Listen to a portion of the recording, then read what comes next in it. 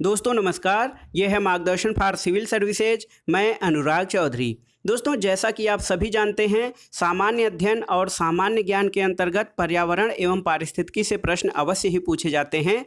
इसी को ध्यान में रखकर हम प्रस्तुत कर रहे हैं समसामयिक घटना चक्र द्वारा प्रकाशित पर्यावरण एवं पारिस्थितिकी का खंड 4।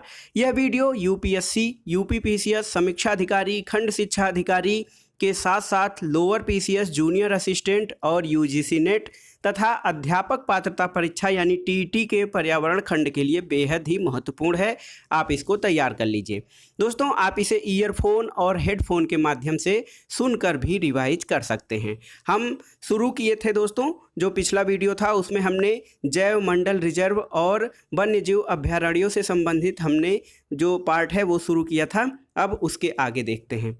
तो पहला प्रश्न है, भारत में सबसे बड़ा बाघ आवास पाया जाता है। तो भारत में जो सबसे बड़ा बाघ आवास है वो आंध्र प्रदेश में पाया जाता है। और एशियाटिक बबरशेर यानी एशियाटिक लायन का निवास कहाँ है? तो वो गिर नेशनल पार्क है जो कि गुजरात में है। वो एशियाई शेर का सबसे बड़ा निवास स्थान है। अब आइए देखते हैं जैव मंडल रिजर्व यानी बायोस्फीयर रिजर्व, उनके क्षेत्रफल और स्थापना वर्ष। तो दोस्तों अचानक मार या अमरकंटक वन्य जीव अभयारण्य या जैव मंडल रिजर्व जो है वो उसका क्षेत्रफल 3835.51 वर्ग किलोमीटर है। इसकी स्थापना सन 2005 में हुई थी। अगस्त मलाई बायोस्फीयर रिजर्व 3500 वर्ग किलोमीटर इसका क्षेत्रफल है, जिसकी स्थापना सन 2001 में हुई थी।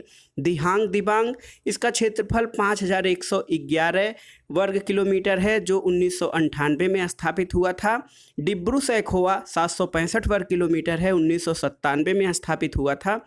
ग्रेट निकोबार जिसका क्षेत्रफल 885 वर्ग किलोमीटर है, इसकी स्थापना 1989 में हुई थी।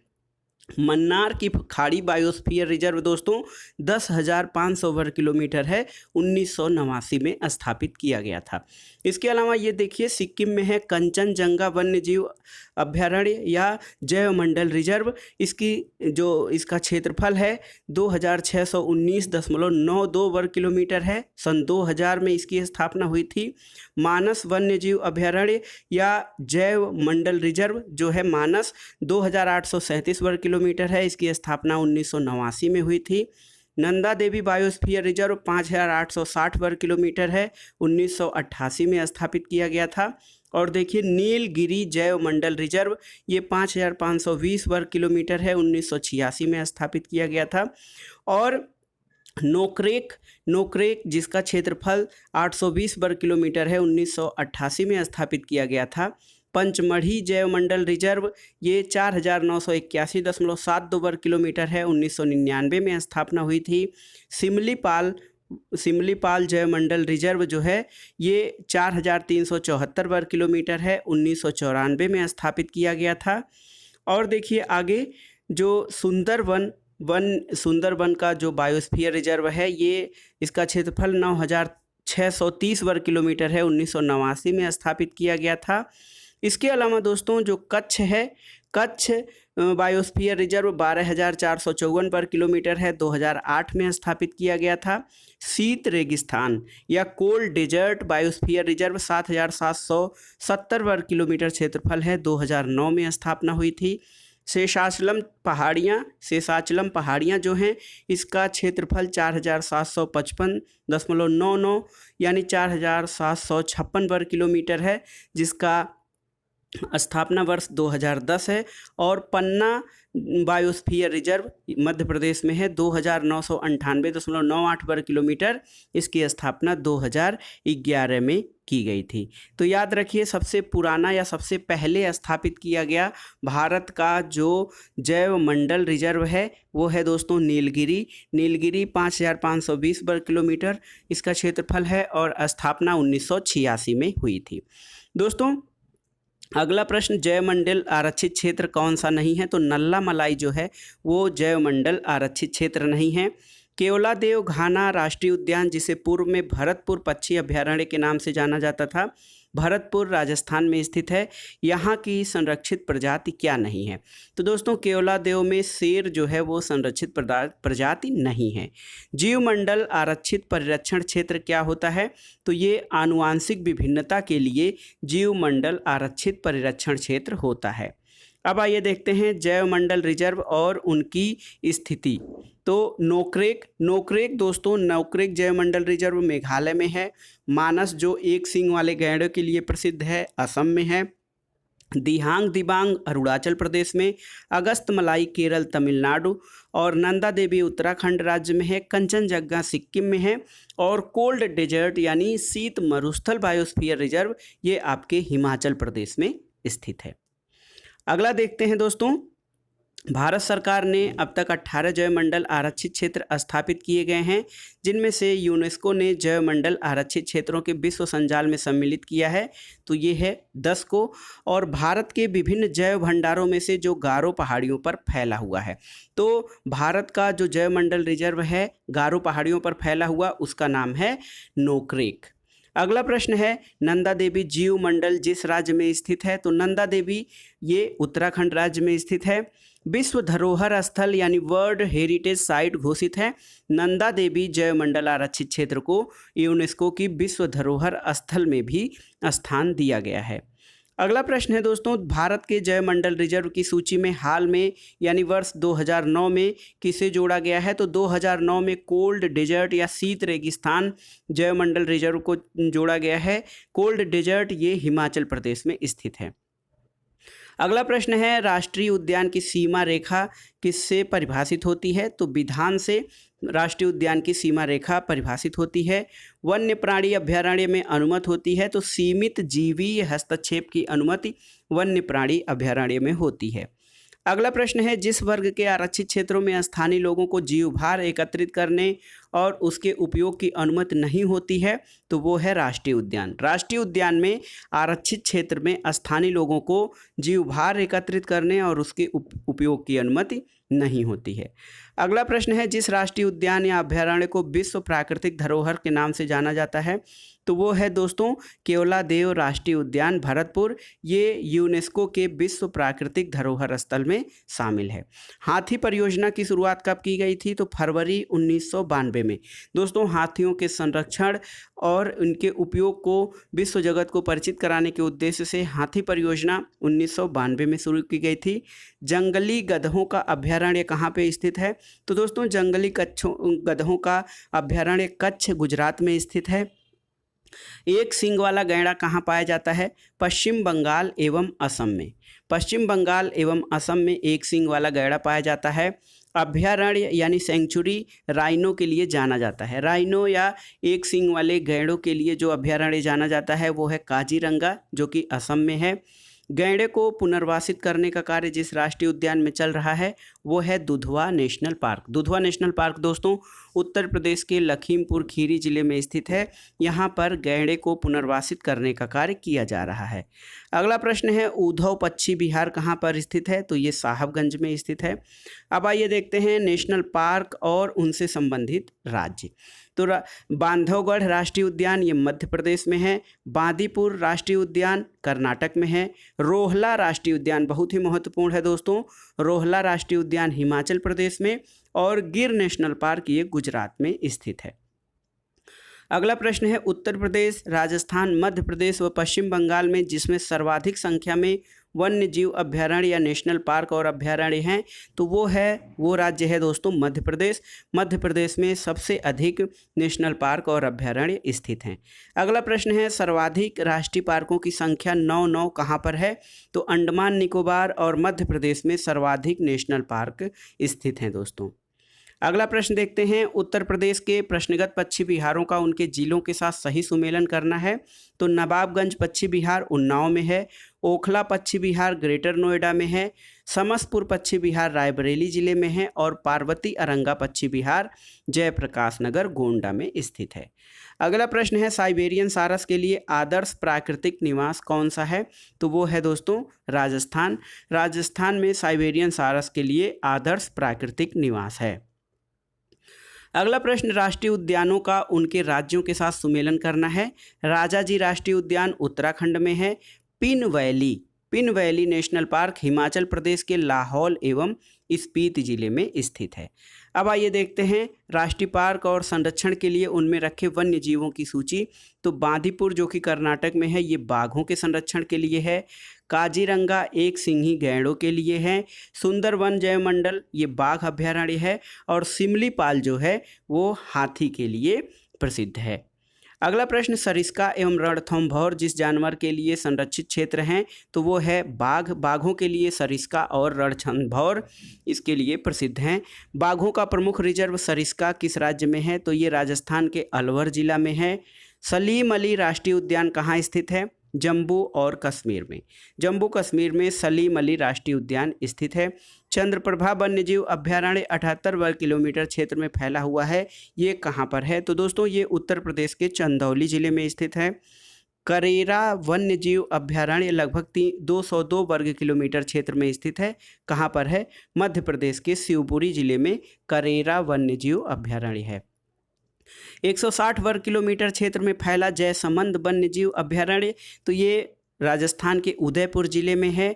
और नाहरगढ़ वन्यजीव अभ्यारण्य एक लघु अभ्यारण्य है जो राजस्थान के 12 जिले में स्थित है। अगला देखते हैं दोस्तों। अगला जो है वो राष्ट्रीय उद्यान और उससे प्रोजेक्ट टाइगर वाले राज्यों की सूची है। कार्बेट जिम कार्बेट उत्तराखंड में है। बांदीपुर कर्नाटक में। मानस असम में। पलामू झारखंड। रणथंभौर राजस्थान। सिमलीपाल उड़ीसा। सुंदरबन पश्चिम बंगाल। कान्हा मध्य प्रदेश। मेलघाट महाराष्ट्र। पेरियार केरल। सरिस्का राजस्थान। नामदफा अरुणाचल प्रदेश। नागार्जुन सागर श्रीशैलम आंध्र प्रदेश। अमराबाद तेलंगाना। इंद्रावती छत्तीसगढ़। बुक्सा पश्चिम बंगाल। दुधवा कतरनिया घाट उत्तर प्रदेश में है। कालाकाड मुंडनथुरई ये तमिलनाडु में है। वाल्मीकि वन्यजीव अभ्यारण्य बिहार में है।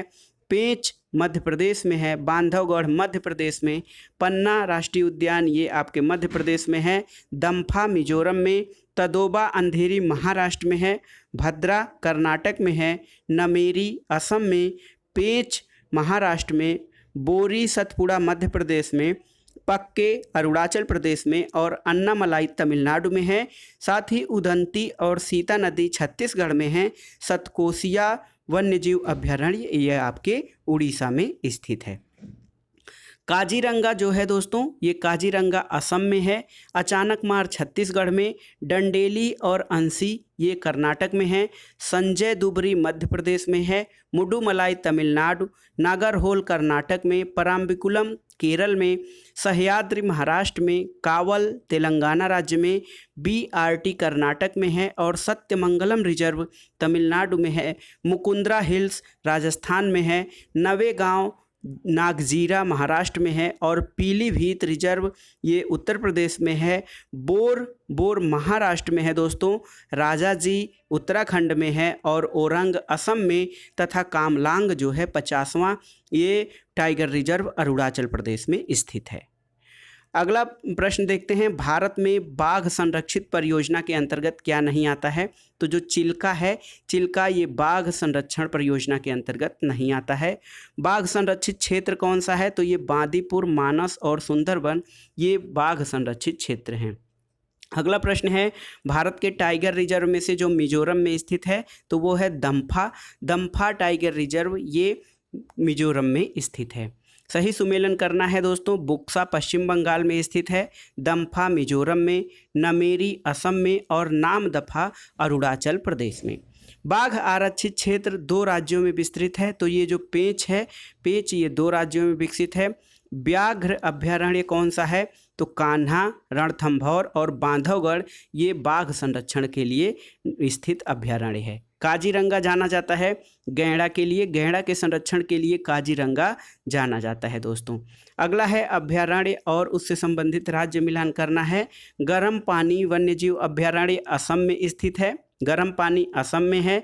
पाखल आंध्र प्रदेश में है। और सरिस्का ये राजस्थान में स्थित है। अब आइए देखते हैं दोस्तों, असम में मानस अभयारण्य किसके लिए जाना जाता है। तो असम का जो मानस अभयारण्य है ये बाघों के लिए प्रसिद्ध है। अब आइए देखते हैं, राष्ट्रीय उद्यानों का मिलान करना है संबंधित राज्य से। कान्हा राष्ट्रीय उद्यान मध्य प्रदेश के मंडला जिले में है। बांधवगढ़ राष्ट्रीय उद्यान मध्य प्रदेश के शहडोल जिले में है। माधव राष्ट्रीय उद्यान शिवपुरी मध्य प्रदेश में, और इंद्रावती राष्ट्रीय उद्यान छत्तीसगढ़ के बस्तर जिले में स्थित है। गिर राष्ट्रीय उद्यान ये गुजरात में है। भरतपुर पश्चिम बिहार राजस्थान में है। बांधवगढ़ राष्ट्रीय उद्यान जो है वो मध्य प्रदेश, और काजीरंगा राष्ट्रीय उद्यान असम राज्य में स्थित है। दाचीगाम वन्यजीव अभयारण्य दोस्तों, दाचीगाम बहुत ही महत्वपूर्ण है, ये जम्मू और कश्मीर में है। केवलादेव घाना पक्षी अभयारण्य राजस्थान में है। कान्हा राष्ट्रीय पार्क मध्य प्रदेश में, और पेरियार वन्यजीव अभयारण्य केरल में है। इसी प्रकार दाचीगाम ये जम्मू एवं कश्मीर में, पापीकोंडा आंध्र प्रदेश और तेलंगाना में विस्तृत है, और संजय राष्ट्रीय उद्यान मध्य प्रदेश में स्थित है। अब आइए देखते हैं कुछ प्रमुख राष्ट्रीय उद्यान और उनका स्थापना वर्ष। तो जिम कॉर्बेट नेशनल पार्क की स्थापना 1936 में हुई थी, उत्तराखंड में है। कान्हा नेशनल पार्क 1955 में स्थापित किया गया था। काजीरंगा नेशनल पार्क 1974 में, और साइलेंट वैली या शांत घाटी राष्ट्रीय उद्यान 1980 में स्थापित किया गया था। बस्तर क्षेत्र यानी बस्तर छत्तीसगढ़ में है। छत्तीसगढ़ के बस्तर क्षेत्र में अवस्थित उद्यान है इंद्रावती राष्ट्रीय उद्यान। मध्य प्रदेश के शहडोल जिले के उमरिया जिले में ये है बांधवगढ़ राष्ट्रीय उद्यान। दांडेली अभयारण्य कहाँ स्थित है, तो ये कर्नाटक में है। और उत्तराखंड के 3 जिलों देहरादून, हरिद्वार और पौड़ी गढ़वाल में अवस्थित क्या है, तो ये है राजाजी राष्ट्रीय उद्यान, जो कि उत्तराखंड के 3 जिलों देहरादून, हरिद्वार और पौड़ी गढ़वाल में स्थित है। अब आइए देखते हैं राष्ट्रीय उद्यान और उनसे संबंधित राज्य। अंशी राष्ट्रीय उद्यान कर्नाटक में है। बेटला राष्ट्रीय उद्यान झारखंड में, इंद्रावती छत्तीसगढ़ में, और गूगामल राष्ट्रीय उद्यान महाराष्ट्र में स्थित है। काजीरंगा दोस्तों ये गैंडा के संरक्षण के लिए प्रसिद्ध है। गिर एशियाई शेरों के लिए, सुंदरवन बाघ के लिए, और पेरियार अभयारण्य है ये हाथी संरक्षण के लिए प्रसिद्ध है। अगला देखते हैं, पेरियार राष्ट्रीय उद्यान ये बाघ एवं हाथी संरक्षण के लिए। राजाजी राष्ट्रीय उद्यान हाथी संरक्षण के लिए। मानस ये जो है हाथी संरक्षण के लिए है, और दुधवा नेशनल पार्क ये बाघ संरक्षण के लिए प्रसिद्ध है। दोस्तों केवलादेव राष्ट्रीय उद्यान कहाँ पर स्थित है, तो ये भरतपुर राजस्थान में स्थित है केवलादेव राष्ट्रीय उद्यान। अगला देखते हैं दोस्तों, महान हिमालयी राष्ट्रीय उद्यान हिमाचल प्रदेश के कुल्लू क्षेत्र में है। राजाजी राष्ट्रीय उद्यान उत्तराखंड के देहरादून जिले में है। हरिद्वार और पौड़ी गढ़वाल में। केवलादेव राष्ट्रीय उद्यान राजस्थान के भरतपुर जिले में है। तथा वन विहार राष्ट्रीय उद्यान कहाँ विस्तारित है, वन विहार राष्ट्रीय उद्यान मध्य प्रदेश के भोपाल जिले में स्थित है। अगला प्रश्न है, येलोस्टोन नेशनल पार्क कहाँ स्थित है। येलोस्टोन नेशनल पार्क संयुक्त राज्य अमेरिका में है। सागरीय राष्ट्रीय उद्यान कहाँ पर है, तो जो दोस्तों सागरीय राष्ट्रीय उद्यान या मेरीन नेशनल पार्क जो है वो मन्नार की खाड़ी में स्थित है। यूनेस्को ने जुलाई 2016 में भारत के जिस राष्ट्रीय उद्यान को विश्व धरोहर में शामिल किया था वो है कंचनजंगा या खांगचेंगजोंगा राष्ट्रीय उद्यान। अगला प्रश्न सुमेलन करना है दोस्तों। इकोसिस्टम जो है ये बायोस्फीयर शब्द एडवर्ड सुएस ने दिया था। इकोसिस्टम शब्द APD कंडोल ने। इकोलॉजी शब्द AG टांसले। और जैव विविधता या बायोडाइवर्सिटी शब्द रेमंड F वासमैन ने प्रतिपादित किया था। अगला प्रश्न है, कॉर्बेट तथा राजाजी राष्ट्रीय उद्यान में वन्य जीव प्रबंधन के लिए बड़े पैमाने पर हवाई चित्र उपयुक्त है, तो यह है लघु पैमाने वाले हवाई छाया चित्र। अगला प्रश्न देखते हैं, वन्य जीव अभयारण्य और नेशनल पार्कों से संबंधित। तो एक नेशनल पार्क इसलिए अनूठा है कि वह एक प्लवमान फ्लोटिंग वनस्पति से युक्त अनूप होने के कारण समृद्ध जैव विविधता को बढ़ावा देता है। तो ये है दोस्तों केबुल लामजाओ नेशनल पार्क, जिसे तैरता हुआ नेशनल पार्क भी कहा जाता है। अगला है, चमकीले नीले धब्बों के साथ मखमली काले पंखों वाली ब्लू मारमान जो तितली है, ब्लू मारमान तितली, इसको सर्वप्रथम राज्य तितली के रूप में किसने घोषित किया है, तो ये है महाराष्ट्र। महाराष्ट्र ने ब्लू मारमान तितली को राज्य तितली के रूप में घोषित किया है। अगला प्रश्न है, सदर्न बर्नबिंग भारत की सबसे बड़ी तितली है, जिसे किस राज्य ने राज्य तितली का दर्जा दिया है? तो कर्नाटक ने। कर्नाटक ने सदर्न बर्नबिंग को अपने राज्य तितली के रूप में दर्जा दिया है। यूनेस्को द्वारा मैन एंड बायोस्फीयर प्रोग्राम यानी MAB की शुरुआत कब की गई थी? 1971 ईस्वी में। ग्रेट हिमालय नेशनल पार्क, जिसे यूनेस्को ने विश्व धरोहर सूची में शामिल किया है, किस राज्य में स्थित है? तो दोस्तों ग्रेट हिमालय नेशनल पार्क ये हिमाचल प्रदेश में स्थित है। नीलगिरी, नंदा देवी, सुंदरवन तथा मन्नार की खाड़ी में से यूनेस्को द्वारा प्रमाणित भारत का बृहत्तम जैवमंडलीय निधि कौन सा है? तो दोस्तों मन्नार की खाड़ी जो है ये सबसे बड़ा है। नीलगिरी, नंदा देवी, सुंदरवन और मन्नार की खाड़ी में जो मन्नार की खाड़ी है वो सबसे बड़ा क्षेत्रफल की दृष्टि से भारत का सबसे बड़ा जैवमंडलीय आरक्षित क्षेत्र है। अगला है दोस्तों, मेघालय स्थित गारो खासी रेंज का एक भाग है, तो ये गारो पहाड़ियाँ हैं। लोकटक झील भारत में ताजे पानी की सबसे बड़ी झील है, जो कहाँ पर स्थित है? तो ये मणिपुर में है और यहीं पर केबुल लामजाओ नामक तैरता नेशनल पार्क स्थित है। यह पूर्वी हिमालय जैव विविधता हॉट स्पॉट एरिया में सबसे बड़ा संरक्षित क्षेत्र है, तो ये है नामदफा राष्ट्रीय उद्यान। भारत का 16वां जैवमंडल आरक्षित क्षेत्र शीत मरुस्थल है। शीत मरुस्थल या कोल्ड डेजर्ट हमने पहले ही पढ़ा है, हिमाचल प्रदेश में स्थित है। और 5 मौसमों का बाग कहाँ स्थित है? तो ये महरौली के समीप है 5 मौसमों का बाग। भारत में एशियाई एक्स की सर्वाधिक संख्या है। आज केवल 20,000 से 25,000 तक एक्स सदाबहार वनों, शुष्क कटीले वनों, अनूप क्षेत्रों और घास के मैदानों में फैले हुए अपने प्राकृतिक आवासों में हैं। तथापि उनके प्रमुख आवास नम पर्णपाती वन हैं। भारत में एक्स की संख्या उत्तर पश्चिम भारत से लेकर जहां तक वे उत्तराखंड के देहरादून और नैनीताल तथा उत्तर प्रदेश के बिजनौर जिलों के वन विभागों में पाए जाते हैं। कर्नाटक और केरल राज्यों में पश्चिमी घाट और तमिलनाडु तक फैली हुई है। केंद्रीय भारत में उनकी संख्या दक्षिणी बिहार और उड़ीसा में बटी हुई है। पूर्व में वे उत्तरी बंगाल, असम और कुछ अन्य राज्यों में दिखाई पड़ते हैं। इस उदाहरण में जो यक्ष प्राणी है वो क्या है? तो दोस्तों ये है हाथी। अगला प्रश्न देखते हैं, समस्त विश्व बाघों को आकलित संख्या, जो समस्त विश्व में बाघों की आकलित संख्या है 3,000 से 4,000 के मध्य है। भारत में बाघों की संख्या कितनी है? तो ये 2226 आकलित की गई थी। तो कुल मिलाकर 2200 से अधिक बाघ भारत में पाए जाते हैं। जिस राष्ट्रीय उद्यान को वन्यजीव प्रबंधन के लिए ड्रोन या मानव रहित हवाई वाहन का उपयोग करना प्रारंभ किया है वो है बांदीपुर टाइगर रिजर्व। गिर शेरों को रखे जाने के लिए जिस राष्ट्रीय पार्क का चयन किया है तो ये पालपुर कूनो राष्ट्रीय पार्क है, जो कि गिर के शेरों को रखे जाने के लिए चयनित किया गया है। अगला प्रश्न है, पालपुर नामक एक स्थल पर अवस्थित कूनो वन्य जीव अभ्यारण्य का एशियाई शेरों के पुनर्प्रवेश स्थल के रूप में चयन किया गया है, ये कहाँ है? तो दोस्तों ये जो स्थित है पालपुर कूनो, ये श्योपुर मध्य प्रदेश में स्थित है। अगला प्रश्न है दोस्तों, जो सुमेलन करना है आपको, भितरकणिका उड़ीसा, तो ये लवण जल सागर है। लवण जल मगर के लिए प्रसिद्ध है। और मरुस्थल राष्ट्रीय उद्यान जो है ये महान भारतीय सारंग के लिए प्रसिद्ध है। अगला प्रश्न है दोस्तों, पूर्वोत्तर भारत के राज्यों में विशेषतः असम में क्या पाए जाते हैं? तो हुलुक गिब्बन जो है वो पूर्वोत्तर भारत के राज्यों विशेषकर असम में पाए जाते हैं। ग्रेट इंडियन हॉर्नबिल अपने प्राकृतिक आवास में कहाँ पाए जाने की सबसे अधिक संभावना है? तो वो है पश्चिमी घाट।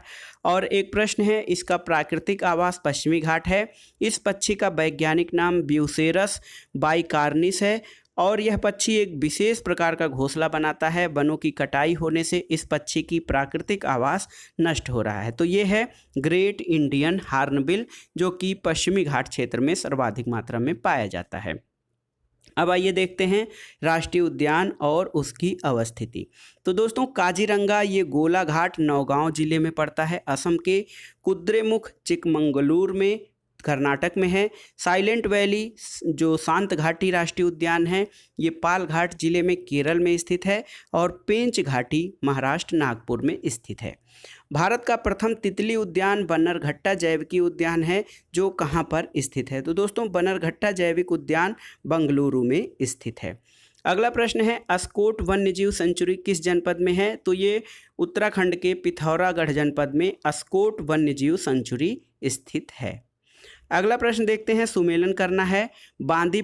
बांदीपुर जो आरक्षित क्षेत्र है, बांदीपुर टाइगर रिजर्व कर्नाटक में है। मेलघाट टाइगर रिजर्व महाराष्ट्र में है। बुक्सा पश्चिम बंगाल में है। और पाकुई जो है वो अरुणाचल प्रदेश में स्थित है। दोस्तों अगला प्रश्न है, कार्बेट राष्ट्रीय उद्यान अपना जल कहाँ से प्राप्त करता है? तो ये रामगंगा नदी से। नेशनल पार्कों में जिसकी जलवायु उष्णकटिबंधीय से उपोष्ण, शीतोष्ण और आर्कटिक तक परिवर्तित होती है, वो कौन सा है? बहुत ही महत्वपूर्ण प्रश्न है। कौन सा नेशनल पार्क है जिसकी जलवायु उष्णकटिबंधीय से उपोष्ण, शीतोष्ण और आर्कटिक तक परिवर्तित होती है? वो नामदफा नेशनल पार्क है। बुक्सा बाघ परियोजना भारत के किस राज्य में स्थित है? तो ये पश्चिम बंगाल में है। शुक्ला फांटा वन्यजीव अभयारण्य कहाँ है? नेपाल में स्थित है शुक्ला फांटा वन्यजीव अभयारण्य। अब देखिए, दम्फा राष्ट्रीय रिजर्व, दम्फा टाइगर रिजर्व, ये मिजोरम राज्य में है। गुमटी वन्यजीव अभयारण्य त्रिपुरा में है। और सारामती शिखर जो कि नागालैंड में स्थित है। याद रखिएगा, दम्फा टाइगर रिजर्व मिजोरम में, गुमटी वन्यजीव अभयारण्य त्रिपुरा में और सारामती शिखर नागालैंड में स्थित है। अगला प्रश्न है, कार्बेट राष्ट्रीय उद्यान से होकर कौन सी नदी प्रवाहित होती है? रामगंगा एवं कोसी नदियाँ। दोस्तों रामगंगा एवं कोसी नदियाँ कार्बेट राष्ट्रीय उद्यान से होकर प्रवाहित होती हैं। ब्रह्मपुत्र, दिफ्लू, मोरा दिफ्लू एवं मोरा धनसिरी नदियाँ कहाँ से प्रवाहित होती हैं? तो ये है काजीरंगा राष्ट्रीय उद्यान। काजीरंगा राष्ट्रीय उद्यान से प्रवाहित होने वाली नदियाँ हैं ब्रह्मपुत्र, दिफ्लू, मोरा दिफ्लू और मोरा धनसिरी नदी। अगला प्रश्न है, साइलेंट वैली राष्ट्रीय उद्यान से होकर कौन सी नदी गुजरती है? बहुत ही महत्वपूर्ण है। आप साइलेंट वैली को जानते हैं, शांत घाटी केरल के पालघाट जिले में स्थित है। लेकिन कि कौन सी नदी इस उद्यान से होकर गुजरती है? तो वो है कुंती पुजहा नदी। कुंती पुजहा नदी साइलेंट वैली राष्ट्रीय उद्यान से होकर गुजरती है। अगला प्रश्न है, पंजाब प्रांत में ब्यास और सतलज के संगम पर कौन सा स्थित है? तो ये है हरिके आर्द्रभूमि। हरिके वेटलैंड जो है वो पंजाब प्रांत के ब्यास और सतलज नदी के संगम पर स्थित है। राजस्थान प्रांत के भरतपुर में गंभीर और बाणगंगा नदी के संगम पर क्या स्थित है? तो ये है केवलादेव घाना पक्षी विहार, जो कि भरतपुर में गंभीर और बाणगंगा नदी के संगम पर स्थित है। आंध्र प्रदेश में कृष्णा और गोदावरी नदी के डेल्टा में स्थित ताजे पानी की झील कौन सी है? तो वो है कोलेरू झील। और भारत में सर्वप्रथम एक समुद्री सेंचुरी जिसकी सीमाओं के अंतर्गत प्रवाल भित्तियाँ, मोलस्का, डाल्फिन, कछुए और अनेक प्रकार के समुद्री पक्षी हैं, स्थापित किया गया है कच्छ की खाड़ी में। नीलगिरी की मेघ बकरियां कहाँ पाई जाती हैं? बहुत ही महत्वपूर्ण है दोस्तों, नीलगिरी की मेघ बकरियां ये इराविकुलम नेशनल पार्क तमिलनाडु में पाई जाती हैं। नीलगिरी की मेघ बकरियां ये इराविकुलम राष्ट्रीय पार्क में पाई जाती हैं। सही सुमेलन करना है राष्ट्रीय पार्क का राज्यों से। बोंडला वन्यजीव अभयारण्य गोवा में स्थित है। कांगेर घाट राष्ट्रीय पार्क छत्तीसगढ़ में है। ओरंग अभयारण्य असम में है। और ऊषा कोठी वन्यजीव अभयारण्य उड़ीसा में है। ऊषा कोठी उड़ीसा, ओरंग असम, कांगेर घाट छत्तीसगढ़ में और बोंडला वन्यजीव अभयारण्य गोवा में स्थित है। किसे मिनी काजीरंगा के नाम से भी जाना जाता है? तो दोस्तों काजीरंगा एक सींग वाले गैंडों के लिए प्रसिद्ध है, लेकिन ओरंग अभयारण्य जो कि असम में ही है, इसे मिनी काजीरंगा के नाम से जाना जाता है। चिनार वन्यजीव विहार कहाँ स्थित है? तो केरल में स्थित है चिनार वन्यजीव अभयारण्य। सुल्तानपुर बर्ड सेंचुरी गुड़गांव हरियाणा में स्थित है। तमिलनाडु का पक्षी विहार कारिकिली में स्थित है। और जिस देश में उसके कुल क्षेत्रफल का 30% से अधिक क्षेत्र राष्ट्रीय पार्कों के अंतर्गत आता है, वो कौन सा देश है? तो वो है भूटान। भूटान में उसके क्षेत्रफल का 30% से अधिक भाग राष्ट्रीय पार्क के अंतर्गत शामिल किया जाता है। अगला प्रश्न है, विश्व का सबसे बड़ा वानस्पतिक उद्यान कहाँ स्थित है? तो दोस्तों इंग्लैंड में स्थित है क्यू बॉटेनिकल गार्डन। ये दुनिया का सबसे बड़ा वानस्पतिक उद्यान है, इसका नाम है क्यू, जो कि इंग्लैंड में स्थित है। बुंदाला जीव अभयारण्य कहाँ पर यूनेस्को के मानव तथा जीव मंडल आरक्षित क्षेत्र में शामिल किया गया है, कहाँ पे स्थित है? तो ये श्रीलंका में स्थित है, बुंदाला बायोस्फीयर रिजर्व। अब आइए देखते हैं वैकल्पिक ऊर्जा या नवीकरणीय ऊर्जा से संबंधित महत्वपूर्ण प्रश्न। सबके लिए सतत ऊर्जा दशक पहल किसकी है? तो ये सबके लिए सतत ऊर्जा दशक संयुक्त राष्ट्र की 2014 से 2024 तक की पहल है। अंतर्राष्ट्रीय सौर ऊर्जा गठबंधन का प्रथम शिखर सम्मेलन कहाँ हुआ था? तो इसका सम्मेलन नई दिल्ली में हुआ था और अंतर्राष्ट्रीय सौर ऊर्जा गठबंधन का मुख्यालय गुरुग्राम हरियाणा में है। 100% सौर ऊर्जा पर चलने वाला भारत का पहला केंद्र शासित प्रदेश कौन सा है? तो वो है दीव। और कभी कभी समाचारों में दिखाई पड़ने वाले घरेलू अंश आवश्यकता यानी डोमेस्टिक रिक्वायरमेंट पद का संबंध किससे है? तो ये सौर शक्ति उत्पादन के विकास से घरेलू अंश आवश्यकता शब्द का संबंध है।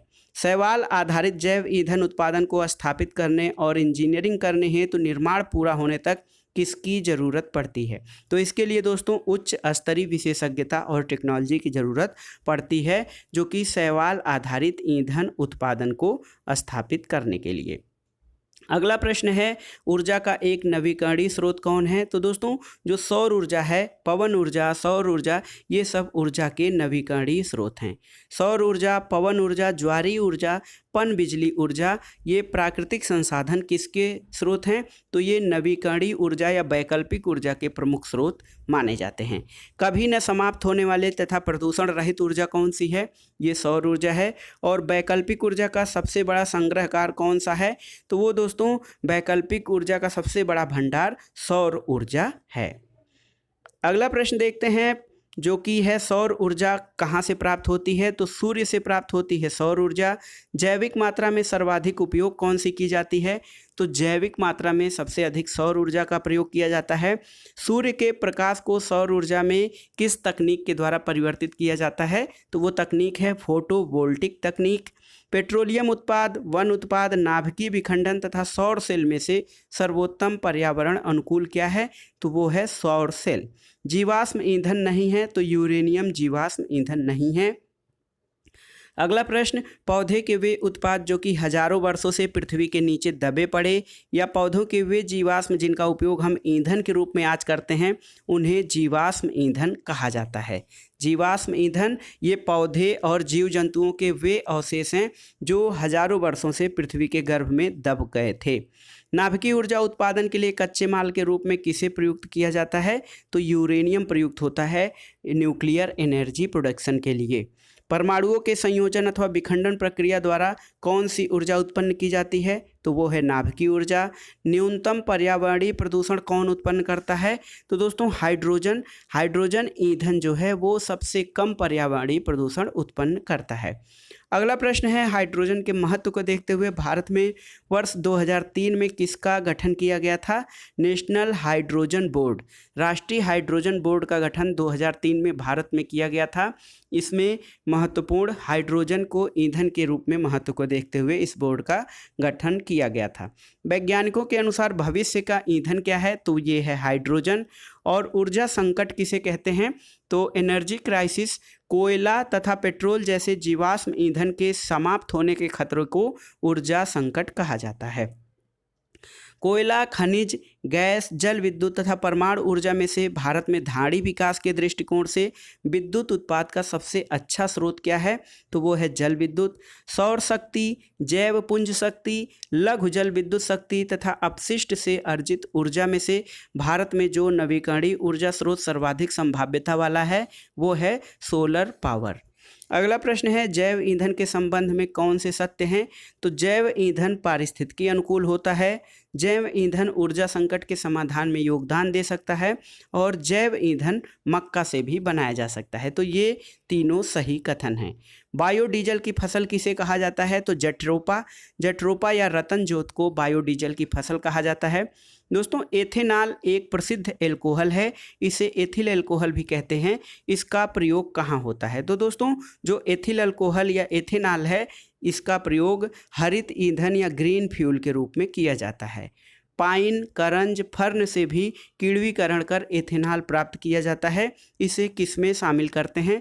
तो दोस्तों पाइन, करंज और फर्न से जो किण्वीकरण कर एथेनॉल प्राप्त किया जाता है उसे ग्रीन एनर्जी सोर्स के रूप में या हरित ईंधन स्रोत के रूप में प्रयोग करते हैं। जिसकी खेती एथेनॉल के लिए की जा सकती है वो कौन सी फसल है? तो वो है मक्का। इसकी खेती एथेनॉल उत्पादन के लिए की जा सकती है। अगला प्रश्न है जेट्रोपा, पैंगोमिया और सूरजमुखी की खेती किसके लिए की जा सकती है? तो दोस्तों जेट्रोपा, पैंगोमिया और सूरजमुखी की खेती बायोडीजल उत्पादन के लिए की जा सकती है। नाभिकीय शक्ति परियोजनाओं के अंतर्गत पर्यावरणीय प्रभाव जिनका अध्ययन किया जाना तथा हल निकाला जाना है वे कौन से हैं? तो नाभिकीय शक्ति परियोजनाओं के अंतर्गत जो पर्यावरणीय प्रभाव पड़ता है उसमें मुख्य रूप से वायु, मृदा और जल का रेडियोधर्मी प्रदूषण, वन आरोपण तथा पेड़ पौधों और जंतु समूह की क्षति होती है और रेडियोधर्मी अपशिष्ट का निस्तारण भी इसके अंतर्गत महत्वपूर्ण अध्ययन का विषय है। अगला प्रश्न है अंतर्राष्ट्रीय सौर गठबंधन या इंटरनेशनल सोलर अलायंस ISA कहाँ गठित किया गया था? तो दोस्तों 2015 के संयुक्त राष्ट्र जलवायु परिवर्तन सम्मेलन पेरिस में अंतर्राष्ट्रीय सौर गठबंधन की स्थापना की गई थी। अगला प्रश्न है कर्क रेखा और मकर रेखा के बीच स्थित 121 देशों का एक समूह जो अपनी ऊर्जा आवश्यकताओं के लिए सूर्य द्वारा प्राप्त ऊर्जा का उपयोग करने के लिए प्रतिबद्ध है वो है अंतर्राष्ट्रीय सौर गठबंधन। फरीदाबाद हरियाणा में क्या स्थित है? तो दोस्तों ISA का सचिवालय फरीदाबाद हरियाणा में है। उष्मा रासायनिक परिवर्तन द्वारा ठोस बायोमास का दहन योग्य गैस मिश्रण में रूपांतरण क्या है? तो वो है बायोमास गैसीकरण। और जीव भार गैसीकरण को भारत में ऊर्जा संकट के धाड़ी या सस्टेनेबल हलों में से एक समझा जाता है। इस संदर्भ में सही क्या है? तो इस संदर्भ में है नारियल आवरण, मूंगफली का छिलका, धान की भूसी का उपयोग जीव भार गैसीकरण के लिए किया जा सकता है। नारियल आवरण, मूंगफली के छिलका, धान की भूसी द्वारा उत्पन्न गैस का उपयोग बिजली पैदा करने वाले जनरेटर से जुड़े उपयुक्त रूप से डिजाइन किए गए अंतर्दहन इंजन में किया जा सकता है। किस जैव ईंधन की जगह पर? तो वो डीजल की जगह पर इसका प्रयोग किया जाता है। बायोमास में अप्रत्यक्ष रूप से क्या पाई जाती है? तो बायोमास में अप्रत्यक्ष रूप से सौर ऊर्जा पाई जाती है। फ्यूल सेल जिसे हाइड्रोजन से समृद्ध ईंधन और ऑक्सीजन का उपयोग विद्युत उत्पन्न करने के लिए होता है, किससे संबंधित है? दोस्तों यह शुद्ध हाइड्रोजन का उपयोग ईंधन के रूप में होता है। तो फ्यूल सेल एक उप उत्पाद यानी बाई प्रोडक्ट के रूप में ऊष्मा एवं जल का उत्सर्जन करता है। अगला प्रश्न है फ्यूल सेल में एक रासायनिक अभिक्रिया के माध्यम से उत्पादन होता है न कि दहन के माध्यम से, तो ये है विद्युत का। फ्यूल सेल में रासायनिक अभिक्रिया के माध्यम से ऊर्जा उत्पादन होता है, दहन के माध्यम से नहीं। इसमें फ्यूल सेल का मतलब विद्युत का उत्पादन किया जाता है। फ्यूल सेल में जो विद्युत धारा प्रवाहित होती है वो दिष्ट धारा या डायरेक्ट करंट प्रवाहित होती है। अगला प्रश्न कथन कारण से संबंधित है दोस्तों। कथन है कि कोयला आधारित तापीय बिजली घर अम्ल वर्षा में अंशदायी होते हैं। कारण है कोयले के जलने पर कार्बन की ऑक्साइडें उत्सर्जित होती हैं। तो दोस्तों A और R दोनों सही है, किंतु RA का सही स्पष्टीकरण नहीं है, क्योंकि जो अम्ल वर्षा के रूप में सल्फर के ऑक्साइड और नाइट्रोजन के ऑक्साइड उत्तरदायी होते हैं। सल्फर डाइऑक्साइड के लिए उत्तरदायी क्या है? तो कोयले में सल्फर की उपस्थिति सल्फर डाइऑक्साइड गैस के जो उत्सर्जन के लिए उत्तरदायी है। सूक्ष्म जैविक ईंधन कोशिकाएं या माइक्रोबियल फ्यूल सेल्स जो होती हैं ऊर्जा का धारणीय सस्टेनेबल स्रोत समझी जाती हैं, क्योंकि इसके कारण है ये जीवित जीवों को उत्प्रेरक के रूप में प्रयुक्त कर कुछ सबस्ट्रेटों से विद्युत उत्पादन कर सकती हैं और ये विविध प्रकार के अजैव पदार्थ सब्सट्रैक्ट के रूप में प्रयुक्त करती हैं। ये जल का शोधन और विद्युत उत्पादन करने के लिए अपशिष्ट जल शोधन संयंत्रों में स्थापित की जा सकती हैं। अगला प्रश्न देखते हैं जैव परिवर्तनीय सबस्ट्रेट में उपलब्ध रासायनिक ऊर्जा को सीधे विद्युतीय ऊर्जा में परिवर्तित कर देती है क्या? सूक्ष्म जैविक ईंधन कोशिकाएं।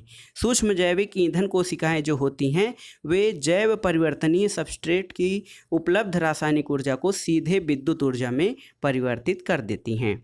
अगला प्रश्न है भारत में संप्रति उपलब्ध औद्योगिक स्तर को देखते हुए सौर ऊर्जा का सुविधा से उपयोग किया जा सकता है। तो आवासीय भवनों में गर्म पानी की पूर्ति के लिए, लघु सिंचाई परियोजनाओं में जल की आपूर्ति के लिए और सड़क प्रकाश व्यवस्था के लिए, इन सब में जो है सौर ऊर्जा प्रौद्योगिकी का प्रयोग किया जा सकता है। अगला प्रश्न है भारत में जैविक डीजल के उत्पादन के लिए जेट्रोपा कार्कस के अलावा पैंगोमिया पिनाटा को भी क्यों एक उत्तम विकल्प माना जाता है? तो ये दोस्तों पैंगोमिया पिनाटा जो है वो अधिकांश शुष्क क्षेत्रों में प्राकृतिक रूप से उगता है और पैंगोमिया पिनाटा के बीजों में लिपिड अंश बहुतायत में होता है जिसका लगभग आधा ओलिक अम्ल होता है। भूतापीय ऊर्जा स्रोत कहाँ नहीं पाए जाते हैं? तो ये गंगा डेल्टा में भूतापीय ऊर्जा स्रोत नहीं पाए जाते हैं। पृथ्वी की भूपर्पटी पर पाए जाने वाले उष्ण जल से प्राप्त होने वाली वह ऊर्जा जिसका उपयोग मानव अपने विभिन्न कार्यों के लिए करता है तो वो भूतापीय ऊर्जा या जियोथर्मल एनर्जी कहा जाता है।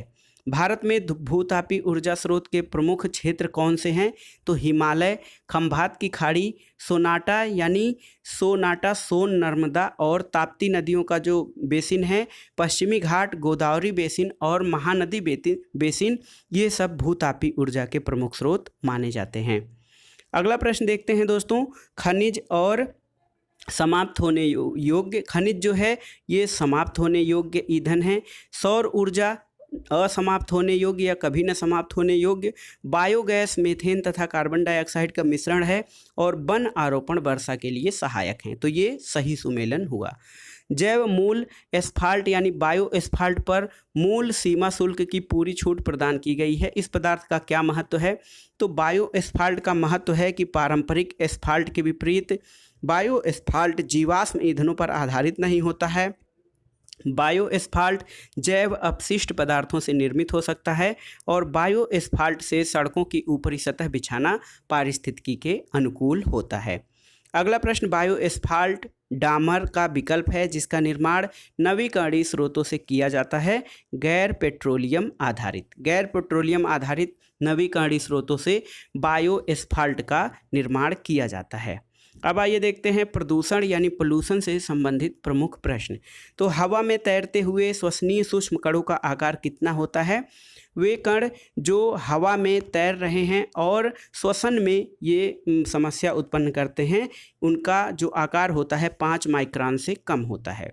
जलवायु एवं स्वच्छ वायु गठबंधन यानी climate and clean air coalition, ये विभिन्न देशों, नागरिकों, समाजों और निजी क्षेत्रों का एक वैश्विक प्रयास है जो अल्पजीवी जलवायु प्रदूषकों को न्यूनीकृत कर प्रतिबद्ध है वायु की गुणवत्ता बेहतर करने में।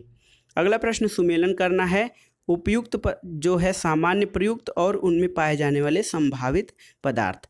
लिपस्टिक, ये लिपस्टिक में सीसा पाया जाता है। शीतल पेय में ब्रोमीन वनस्पति तेल पाया जाता है और चाइनीज फास्ट फूड में मोनोसोडियम ग्लूटामेट पाया जाता है। अगला प्रश्न है, यह प्रकृति में घटित होने वाली जैव निम्नीकरण प्रक्रिया का ही संवर्धन कर प्रदूषण को स्वच्छ करने की तकनीक है। तो ये है जैवोपचारण या बायोरेमेडिएशन। जैव उपचारण या बायोरेमेडिएशन प्रकृति में घटित होने वाली जैव निम्नीकरण प्रक्रिया का संवर्धन कर प्रदूषण को रोकने की एक तकनीक है। अगला प्रश्न है, जैवोपचारण के लिए विशेषतः अभिकल्पित सूक्ष्म जीवों को सृजित करने के लिए किसका उपयोग किया जाता है?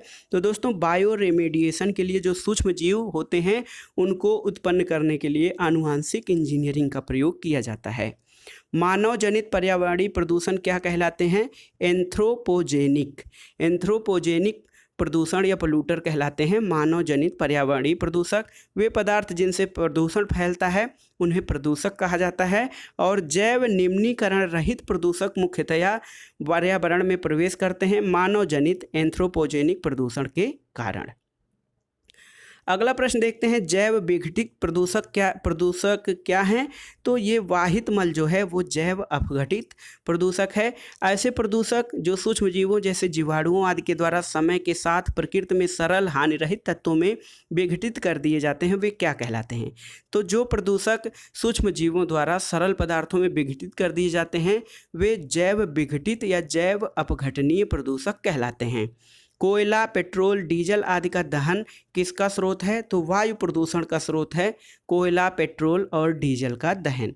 जब मानवीय या प्राकृतिक कारणों से वायुमंडल में उपस्थित गैसों के निश्चित अनुपात में विषाक्त गैसों या कणकीय पदार्थों की वजह से अवांछनीय परिवर्तन हो जाता है तो इसे क्या कहते हैं? इसे वायु प्रदूषण कहते हैं। और वायु प्रदूषण के 2 स्रोत हैं, प्राकृतिक स्रोत और मानव जनित स्रोत। जो हैं दोस्तों प्राकृतिक स्रोत या इनके जैविक पदार्थों के सड़ने गलने से निकलने वाली गैसें सल्फर डाइऑक्साइड, नाइट्रोजन डाइऑक्साइड, ये कहाँ से उत्पन्न होते हैं? तो सल्फर डाइऑक्साइड और नाइट्रोजन डाइऑक्साइड मुख्य रूप से प्राकृतिक स्रोतों से आते हैं, जैसे ज्वालामुखी विस्फोट आदि से और जीवाश्म के सड़ने से। अगला प्रश्न है जैव अपघटनीय प्रदूषक क्या है? तो सीवेज या वाहित मल जो है वो जैव अपघटनीय प्रदूषक है। प्रकाश रासायनिक धूम्र या फोटोसिंथेटिक फॉग जो होता है, फोटोसिंथेसिस प्रकाश रासायनिक धूम, ये इसके बनने में प्रमुख कारक कौन सा गैस है? तो ये नाइट्रोजन डाइऑक्साइड जो है दोस्तों, ये प्रकाश रासायनिक धूम्र कोहरे के बनने का प्रमुख कारण होता है। प्रकाश रासायनिक धूम्र कोहरा किस शब्द से बना है? Smoke and fog. स्मोक और फॉग के मिलने से स्मॉग शब्द बना है। जहाँ पर अधिक यातायात रहता है वहाँ पर भी गर्म परिस्थितियों तथा तेज सूर्य विकिरण से किसका निर्माण होता है? वो है प्रकाश रासायनिक धूम्र कोहरे का निर्माण होता है। जहाँ पर अधिक यातायात होता है और गर्म परिस्थितियां और तेज सूर्य के विकिरण जहां पर होता है। नाइट्रोजन के ऑक्साइड ओजोन तथा पैराक्सीटिल नाइट्रेट से क्या बनता है? तो नाइट्रोजन डाइऑक्साइड ओजोन और पैराक्सीएसिटिल नाइट्रेट से प्रकाश रासायनिक धूम कोहरा बनता है। सूर्य विकिरण वाले क्षेत्रों में या खास मौसम में धूम्र कोहरा अपूर्ण रूप से बनता है। ऐसी वायु को क्या कहते हैं? तो ऐसी वायु को भूरी वायु कहते हैं।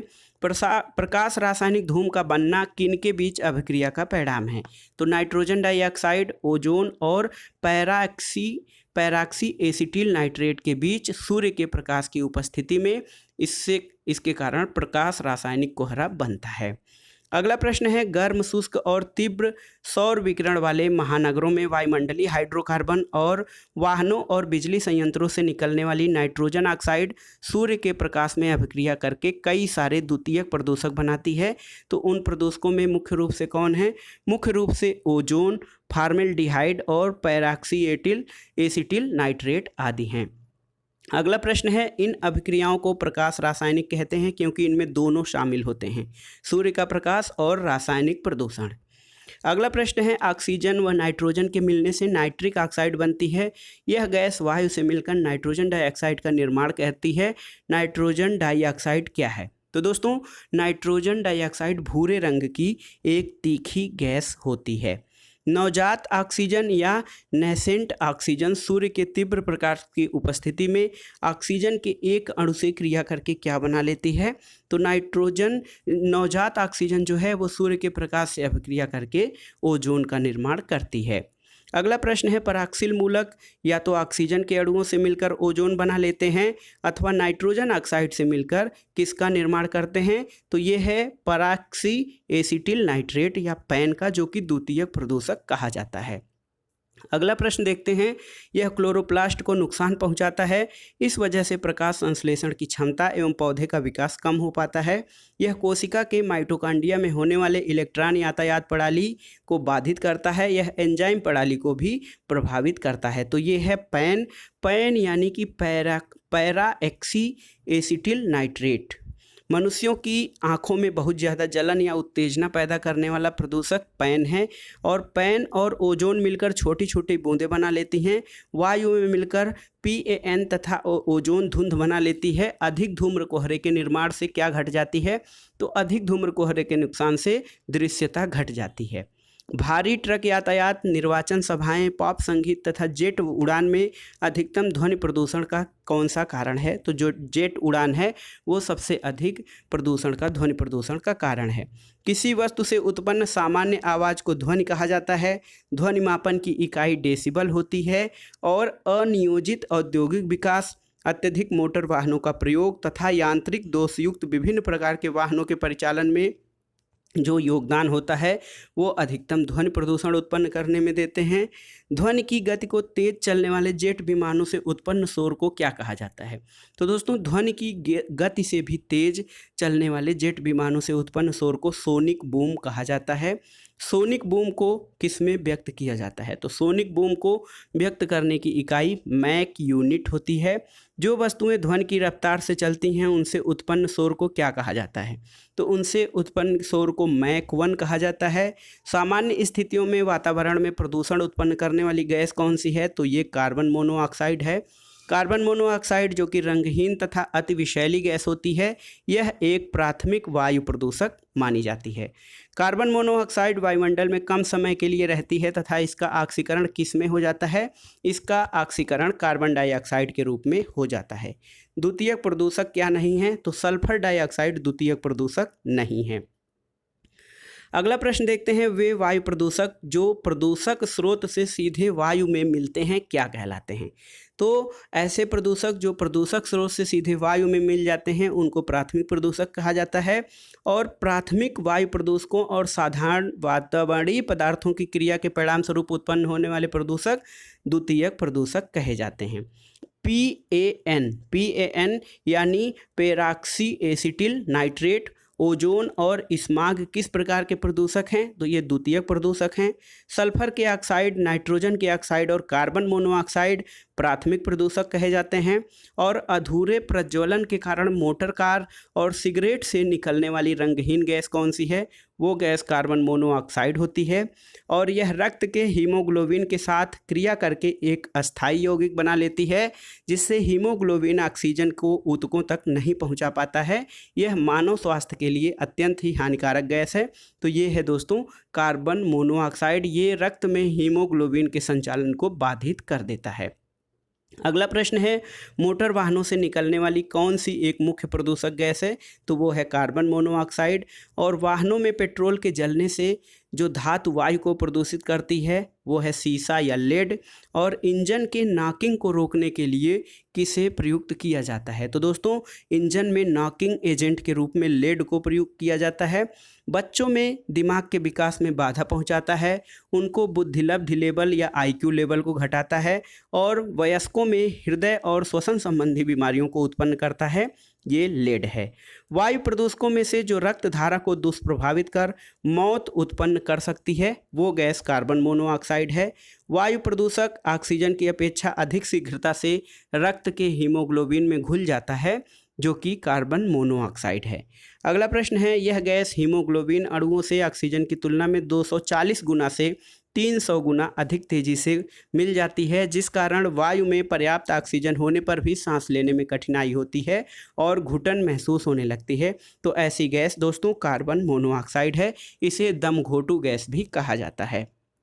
अगला प्रश्न है, ozone, hydrogen sulphide, carbon dioxide तथा कार्बन मोनोऑक्साइड में से वायु प्रदूषक सर्वाधिक हानिकारक कौन सा है, तो कार्बन मोनोऑक्साइड सर्वाधिक हानिकारक है, जिसे जानलेवा गैस भी कहा जाता है।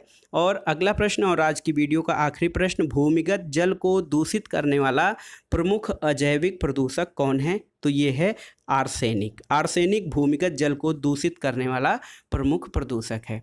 तो दोस्तों ये था आज का वीडियो, इसमें आपने पर्यावरण और पारिस्थितिकी खंड के अंतर्गत जो प्रमुख खंड देखे उनमें जीवमंडल, आरक्षित क्षेत्र और अनवीकरणीय या वैकल्पिक ऊर्जा के स्रोत और प्रदूषण के संबंध में महत्वपूर्ण प्रश्नों को आपने पढ़ा। दोस्तों ये वीडियो सामान्य अध्ययन और सामान्य ज्ञान के अंतर्गत सभी परीक्षाओं के लिए महत्वपूर्ण है। आप इसे तैयार कर लीजिए ताकि परीक्षाओं में यदि ये प्रश्न पूछे जाते हैं तो गलत होने की कम से कम संभावना रहे। वीडियो आपको कैसा लगा हमें कमेंट बॉक्स में ज़रूर बताइएगा। वीडियो को लाइक करें, शेयर करें और इस चैनल मार्गदर्शन फॉर सिविल सर्विसेज को सब्सक्राइब अवश्य करें। वीडियो देखने के लिए धन्यवाद। नमस्कार।